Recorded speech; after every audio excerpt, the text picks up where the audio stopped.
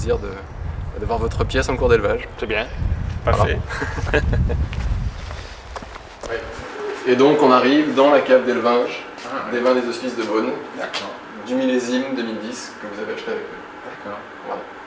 Donc très bien. La cave elle est assez vieille, elle est historique, des conditions parfaites de température, d'hygrométrie, une très grande inertie, la chaleur. On a d'un côté les vins blancs, de l'autre les vins rouges tout simplement. Puis on a également une partie sur la partie Hospice de Nuit. Donc en 2010 on a acheté 90 pièces aux Hospices, 89 ou 90 pièces, sur 29 cuvées différentes, sur les 45, dont une évidemment grâce à vous, une pièce.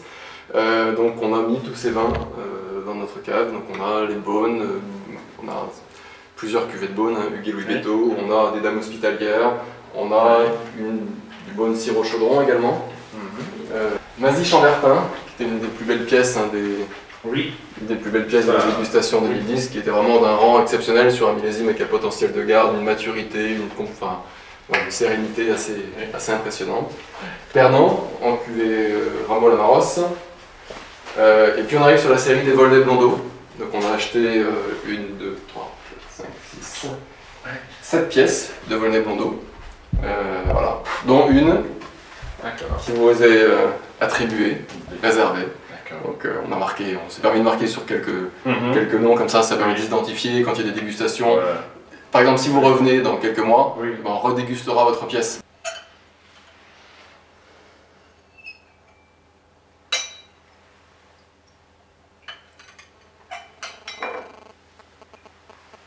Donc voilà, ce Volnay Blondeau 2010 des Hospices. Alors vous savez que les Hospices, donc on est fût neuf. C'est sûr que dans les premiers mois d'élevage, en fait, c'est encore assez récent, puisque le millésime il a que 8 mois à peu près. Donc le fût marque pour le moment bien, et on sait que 2010 va être un millésime à élever de façon assez longue, justement, parce qu'il y a à la fois une bonne maturité, il y avait une bonne acidité au départ, qui reste là, on a fait des contrôles analytiques, on a encore à peu près 3,5 de pH, enfin vous voyez on est sur des bons critères, on est à 13,5 d'alcool, on a des bons critères analytiques, on a un laboratoire intégré dans la maison Albert Michaud qui vérifie des dizaines de paramètres, on fait chaque mois le tour de toutes les cuvées avec cette analyse, complétée par une dégustation collégiale.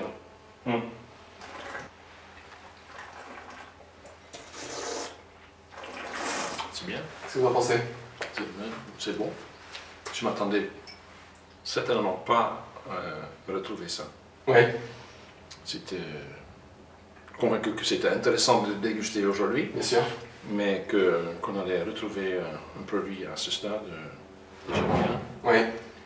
Oui, et encore quelques mois. C'est vrai qu'on est souvent surpris. Et puis ça va.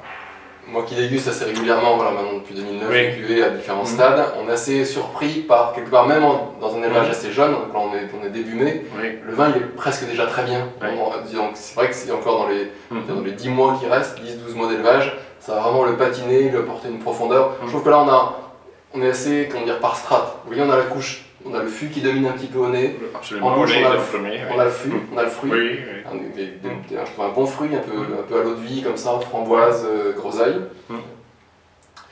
Et en fait, maintenant, l'objectif, ça va être de marier tout ça, justement. Ça va être de fondre cette matière, de la complexifier, de les fondre ensemble. Et on laisse le temps faire son œuvre, tout simplement. Sur le millésime 2010, on va a priori être sur des élevages un petit peu longs, quand même, pour bien marier tout ça, parce qu'il y a une bonne matière, il faut lui laisser le temps. Et on refera un sous-tirage quelques semaines, quelques mois avant la mise, courant février 2012. Et avec ce sous-tirage permettra encore de clarifier un petit peu, on va attendre un peu, une mise en bouteille assez précautionneuse au printemps prochain. Puis après vous pourrez avoir votre ordre. Oui, très bien. Les neufs, ils sont donc partis. Les neufs sont en bouteille, ils ont été mis en bouteille en février.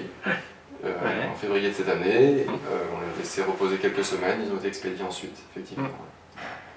Un profil tout à fait différent pour le coup, l'élevage était un peu plus court, plus de fruits à capturer, c'était l'esprit du millésime, ce côté un peu généreux et sympathique, donc on l'a gardé.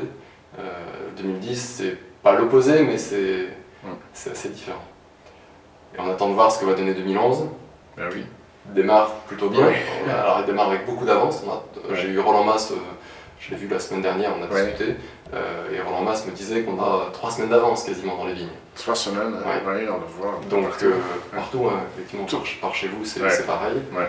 Donc voilà, bon, il peut se passer encore beaucoup de choses, mais ces 3 semaines d'avance sur 2011, ça engendre plutôt des vendanges prévues fin août. Donc on va voir ce qui se passe durant l'été, il peut se passer pas mal de choses, mais pour le moment ça se passe bien. Donc, on va attendre.